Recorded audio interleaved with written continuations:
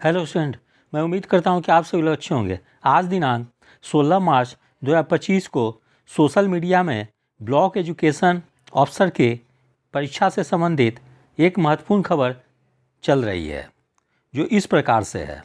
यद्यपि यह खबर की पुष्टि कोई आधिकारिक स्रोत के द्वारा नहीं की गई है, फिर भी ये खबर सोशल मीडिया में काफ़ी तेज़ी से वायरल हो रही है कि ब्लॉक एजुकेशन अफसर यानी प्रखंड शिक्षा पदाधिकारी पद के लिए ओपन परीक्षा की स्वीकृति जल्द ही कैबिनेट से मंजूरी मिल सकती है और इस परीक्षा का आयोजन बिहार लोक सेवा आयोग यानी बीपीएससी के द्वारा किया जाएगा। यह भी संभावना है मिनिमम क्वालिफिकेशन ग्रेजुएशन ही होगी। अब बीईओ पद पर नियुक्ति प्रमोशन के बजाय ओपन परीक्षा के माध्यम से की जाएगी। तो इस प्रकार से इस खबर की पुष्टि आगामी कुछ ही दिनों में जब शिक्षा विभाग के द्वारा कोई प्रामाणिक जानकारी दी जाएगी तभी यह स्पष्ट हो सकेगी।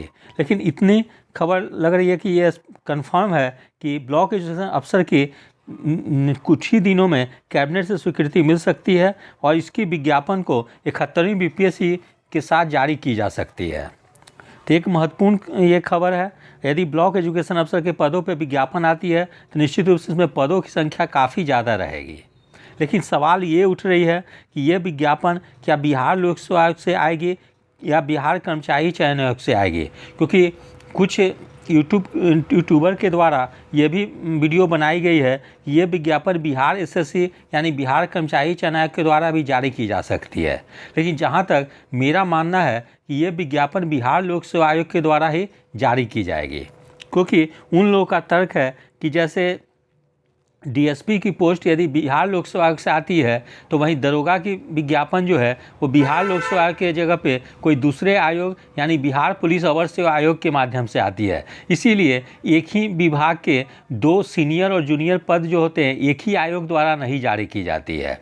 लेकिन इसके बावजूद भी जैसा कि यह पूर्व से भी जानकारी मिल रही थी कि बीओ के पद जो है 71वीं बीपीएससी में जोड़ी जा सकती है, क्योंकि हाल ही में शिक्षा विभाग के द्वारा एक लेटर निकाली गई है कि ब्लॉक लेवल में जो भी सुपरवाइजर ग्रेड में कार्यरत हैं उन लोगों को ब्लॉक एजुकेशन अफसर की चार्ज दे दी जाए, यानी प्रभार उन्हीं लोगों को दे दी गई है।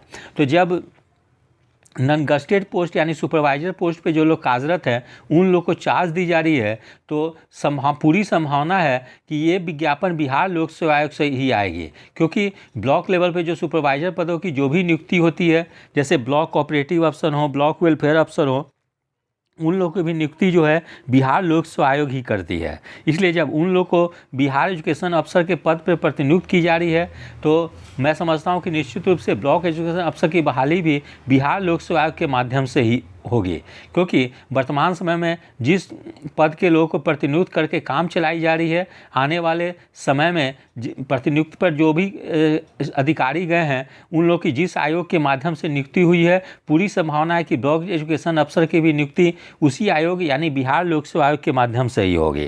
लेकिन इसके लिए आप लोगों को थोड़ी सी अभी इंतजार करनी होगी और देखनी होगी कि आगामी कुछ दिनों में कैबिनेट से इन लोगों को स्वीकृति मिलती है या नहीं।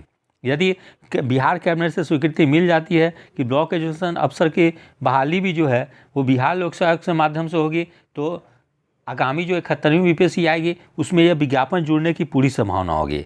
और दूसरी महत्वपूर्ण खबर है, जैसे कि बहुत लोग बोल रहे थे पूर्व में कि इसकी क्वालिफिकेशन बीएड हो सकती है, लेकिन यह भी बताई जा रही है कि अब बीएड की अनिवार्यता समाप्त कर दी गई है और अब सिंपल ग्रेजुएशन वाले लोग भी ब्लॉक एजुकेशन अफसर के लिए आवेदन कर सकते हैं। तो ये भी एक बहुत महत्वपूर्ण खबर है। यदि सिंपल ग्रेजुएशन पे आवेदन आती है तो निश्चित रूप से जो जनरल कंपटीशन की तैयारी करते हैं उन लोगों के लिए भी एक महत्वपूर्ण अवसर होगी। उसके अलावा ये विज्ञापन काफ़ी लंबे वर्षों के बाद आ रही है, इसलिए इसमें एज में भी काफ़ी छूट मिलने की संभावना है। इसलिए जिन अभ्यर्थियों की उम्र सीमा समाप्त हो गई है बीपीएससी के एग्ज़ाम के लिए, उन लोगों को इस पोस्ट के लिए उम्र सीमा में भी छूट मिल सकती है। तो इस प्रकार से ये महत्वपूर्ण खबर है। देखना है कि इसमें 2-3 चीज़ जो है कि नई चीज़ ऐड होगी। एक तो बीएड की अनिवार्यता समाप्त हो जाएगी। दूसरी चीज़ कि इसमें उम्र सीमा में भी काफ़ी छूट मिलने की संभावना है। तो ये 2 महत्वपूर्ण खबर है। अब देखना है कि इसकी स्वीकृति कैबिनेट से कब मिलती है, तो इसके लिए आप लोग को अभी थोड़ी सी इंतजार करनी होगी।